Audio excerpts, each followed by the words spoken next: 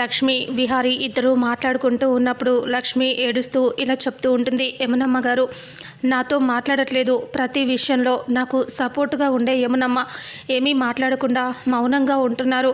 ఇవన్నీ చూస్తుంటే నాకు బ్రతకాలనిపించట్లేదు, చచ్చిపోవాలనిపిస్తుంది విహారి గారు అని లక్ష్మి ఏడుస్తూ చెప్పడంతో కనకం అని అంటూ విహారి లక్ష్మిని దగ్గరికి తీసుకొని గట్టిగా హక్ చేసుకుంటాడు. అప్పుడే యమున వచ్చి వాళ్ళిద్దరినీ చూస్తుంది. చి అన్నట్టుగా కోపంగా వాళ్ళిద్దరినీ చూసి అక్కడి నుంచి వెళ్ళిపోతుంది యమున. విహారి బాధగా లక్ష్మిని ఇలా అంటాడు, చూడు లక్ష్మి, నువ్వు బాధపడకు, ఏం కాదు, అన్నీ సర్దుకుంటాయి. ఏదో ఈ కొద్ది రోజులే కదా, అసలు ఈ డబ్బు ఎవరు తీశారు, ఎలా అయ్యింది, మొత్తం అంతా బయట పెడతాను నేను అని అంటూ విహారి అంటాడు. అలా అనేసరికి లక్ష్మి బాధగా, నాకైతే చాలా బాధగా ఉంది విహారి గారు, ఇక్కడ ఉండాలని కూడా అనిపించట్లేదు, వెళ్ళిపోదాం అనిపిస్తుంది విహారి గారు, ఎక్కడికైనా వెళ్ళిపోదాం అనిపిస్తుంది అని అంటూ బాధపడుతూ ఉంటే, నేను చెప్తున్నాను కదా కనకం, నువ్వు బాధపడొద్దని చెప్తున్నా కదా, బాధపడకు అని అంటూ విహారి ఓదారుస్తూ ఉంటాడు. అంతలో ఆదికేశవులు విహారికి ఫోన్ చేస్తాడు. ఇక అప్పుడే విహారి హలో మావయ్య గారు అని అంటూ మాట్లాడతాడు. అల్లుడు గారు బిజీగా ఉన్నారా అని అంటే, లేదు మావయ్య గారు చెప్పండి అని అంటే, అల్లుడు గారు మీకు ఇంతకు ముందు నుంచి ఫోను ట్రై చేశాను, కానీ మీ ఫోను కలవలేదు అల్లుడు గారు, అందుకే అమ్మాయికి ఫోన్ చేసి మాట్లాడేశాను. అయితే విషయం ఏంటంటే, త్వరలో మీ పెళ్లి రోజు రాబోతుంది అల్లుడు గారు, అందుకనే ఇంకా మీ పెళ్లి రోజు వేడుకలు మేము జరిపించాలి అనుకుంటున్నాము. మీరు ఎలాగైనా వీలు చేసుకొని వస్తే మేము పెళ్లి రోజుకు వేడుకలు చేస్తామని అనుకుంటున్నాం అల్లుడు గారు అని ఆదికేశవులు చెప్పగానే, సరే మావయ్య గారు అలాగే అని అంటూ విహారి చెప్తాడు. సరే అల్లుడు గారు మరి అని ఫోన్ పెట్టేశాక గౌరీ ఆదికేశవులతో ఇలా అంటుంది, ఏమన్నారండి అంటే, సరే అని అన్నారు అని అంటే, అమ్మయ్య అల్లుడు గారు ఒప్పుకున్నారు, చాలా సంతోషంగా ఉండండి అని గౌరీ అంటుంది. ఆ తర్వాత ఆదికేశవులు గౌరీ ఏర్పాట్ల కోసం చాలా హ్యాపీగా ఫీల్ అవుతూ ఉంటారు చేయాలనేసి. ఆ తర్వాత ఇంకా లక్ష్మి అంటుంది, నాన్న నా విహారి గారు అంటే, అవును లక్ష్మి అని అంటూ మనసులో బాధపడుతూ ఇలా అనుకుంటూ ఉంటాడు. అయితే నీ పెళ్లి జరిగి సంవత్సరం అవుతుంది, నన్ను చేసుకున్నాక సంవత్సరం నుంచి నువ్వు బాధపడుతూనే ఉన్నావు లక్ష్మి, పాపం ఈ బాధలన్నీ నీకు త్వరగా పోవాలి, అలాగే నా మనసులో మాట నీకు చెప్పాలి, నేను నిన్ను ఎంతగా ఇష్టపడుతున్నానో ఆ విషయం గురించి నీకు నేను చెప్తాను లక్ష్మి అని అనుకుంటూ ఉంటాడు విహారి. ఇక అప్పుడే అవును మావయ్య గారు చెప్పిన విషయం గురించి ఆలోచిద్దాం, ఈ విషయం ముందు కంప్లీట్ చేద్దాం అని విహారి అంటాడు. లక్ష్మి సరేనంటుంది. ఆ తర్వాత బయట వెళ్ళి కూర్చొని యమున ఆలోచిస్తూ ఉంటుంది. హాల్లో కూర్చొని కంగారు పడుతూ ఇక విహారి లక్ష్మి అలా ఉంటున్నారు కదా, ఆ విషయాన్ని తలుచుకుంటూ చాలా కోపంగా ఆలోచిస్తూ ఉంటుంది. పద్మాక్షికి తెలిస్తే ఎంత పెద్ద గొడవ చేస్తుందో అని చెప్పి యమున చాలా సీరియస్గా ఈ విషయం గురించి ఆలోచిస్తూ ఉంటుంది.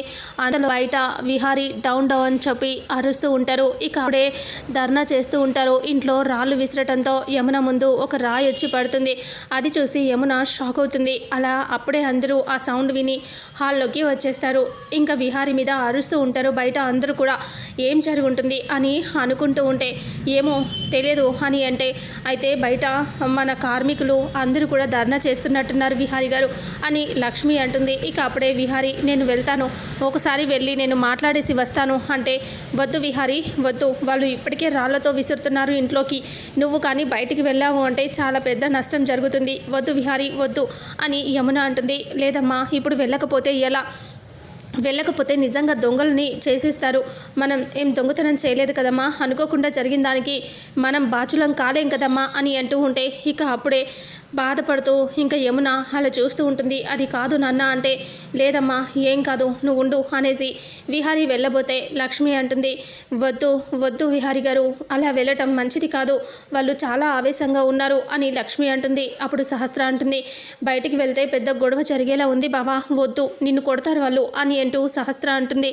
ఇక అప్పుడే లక్ష్మి ఇలా అంటుంది, విహారి గారు మీరు వెళ్ళొద్దు విహారి గారు ప్లీజ్ అని అంటూ ఉంటే, విహారి ఇలా అంటాడు, మనం వెళ్ళి వాళ్ళకి సమాధానం చెప్తే వాళ్ళు కొంచెమైనా అర్థం చేసుకుంటారు, ఇలా లోపల దాక్కుంటే వాళ్ళు అర్థం చేసుకోకపోగా ఇంకా ఏదో పెద్ద రచ్చ జరుగుతుంది, నేను వెళ్తాను అని విహారి అంటాడు.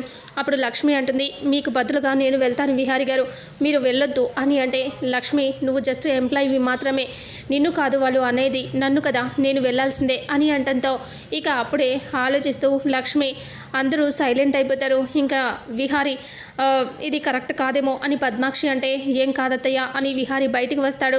బయటికి రావడంతో అందరూ అరుస్తూ ఉంటారు.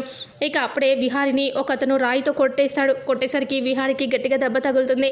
అయ్యో విహారి, యమున అలాగే లక్ష్మి అందరూ కూడా దగ్గరికి పరిగెత్తుకొని వచ్చేసి చూస్తూ ఉంటారు. ఇక అప్పుడే ఎందుకయ్యా మీరు ఇంత గొడవ చేస్తున్నారు, కాసేపు ఆగొచ్చు కదా, చెప్పేది వినొచ్చు కదా అని యమున అంటుంది.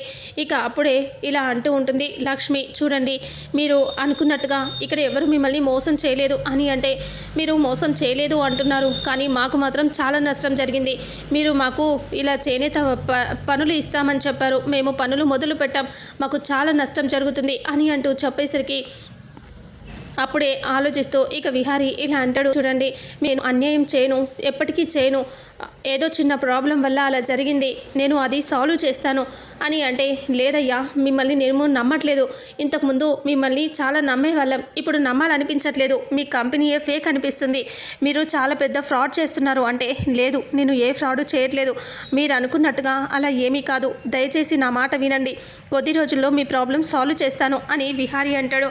అలా అనేసరికి ఇక అప్పుడే మేమైతే ఇంకా వెయిట్ చేయలేకపోతున్నామంటే, లేదండి మమ్మల్ని నమ్మండి, లేదంటే నా ఆస్తులన్నీ అమ్ముకొనైనా మీ డబ్బు మీకు ఇచ్చేస్తాను అని విహారీ చెప్తాడు. సరే ఇంకా చూస్తాం మేము, లేదంటే చూడు ఏం చేస్తామో అంటే, లేదు మీరు ఒకవేళ మిమ్మల్ని మోసం చేయాలి అనుకుంటే ఈ పాటికే ఇల్లు విడిచి పారిపోయేవాళ్ళు కదా, అలా చేయలేదు అంటే మీరే అర్థం చేసుకోవాలి అని లక్ష్మి కూడా చెప్తుంది. సరే అయితే ఇప్పటికి నమ్మి వెళ్ళిపోతున్నాం, మాకు మాత్రం మీరు న్యాయం చేయాలి, మేము పెట్టిన పెట్టుబడికి మీరు మాకు ఇచ్చేస్తే సరిపోతుంది అని అంటే, ఇంకా మీకు నేను ఎలాగైతే చేస్తానన్నానో అలాగే చేస్తాను అని చెప్పి విహారీ చెప్తాడు. చెప్పేసరికి సరే అని చెప్పేసి ఇంకా అందరూ వెళ్ళిపోతారు. ఇంకా విహారీని లోపలికి తీసుకొని వచ్చిన తర్వాత ఇంకా యమున ఇలా తుడుస్తూ ఉంటుంది తన చీర కొంగుతో ఆ బ్లడ్ పోవటం అదంతా. ఇక అప్పుడే లక్ష్మి ఫస్ట్ ఎయిడ్ తీసుకొచ్చేసి విహారీ గారు నేను ఫస్ట్ ఎయిడ్ చేస్తాను విహారీ గారు అని అంటూ ఉంటే, ఇక అప్పుడే లక్ష్మిని పద్మాక్షి చాలా కోపంగా గట్టిగా అరిచి, ఎవతివే నువ్వు చేయటానికి అని లాగి పెట్టి కొడుతుంది. కొట్టేసరికి ఇక లక్ష్మి కింద పడుతుంది. లక్ష్మిని మళ్ళీ లేపి కొడుతూ ఉంటుంది పద్మాక్షి, నువ్వెందుకే వచ్చి మా మధ్యలో దూరుతావు, నేను ఎవడి రమ్మంది అని అంటూ తీరుతూ ఉంటుంది. నువ్వు ఫస్ట్ ఎయిడ్ చేయటం ఏంటే, మేమంతా లేమా అని పద్మాక్షి అంటుంది. అలా అనేసరికి అప్పుడు లక్ష్మి ఏడుస్తూ ఉంటుంది. అప్పుడు వసుధ కూడా ఏమైందక్క, తను చేస్తానంటే తప్పేముంది అని అంటూ ఉంటే, నువ్వు నోరు ముయ్యవే, దీనికి సపోర్ట్ చేసుకుంటూ అంతా దీనికి వత్తాసు పలుకుతున్నారు, అసలు మీరంతా ఎందుకు ఇలా చేస్తున్నారు అని తిడుతూ ఉంటుంది. ఇక అప్పుడే విహారీ వద్ద ఎందుకు తనని అలా ఇబ్బంది పెడతారు అని అంటూ ఉంటే, విహారీ ఇది చేసేది మీకు కనిపించట్లేదు, ఇది అసలు ఎవరి మన మధ్యలోకి వచ్చి ఇవన్నీ చేయడానికి ఎవరిది అని అంటూ గొడవ చేస్తూ ఉంటుంది పద్మాక్షి. ఇక విహారీ వదిలేండి అత్త, ప్లీజ్ అత్త మీకు దండం పెడతాను, గొడవ పడొద్దు అని విహారీ చెప్తూ ఉంటాడు.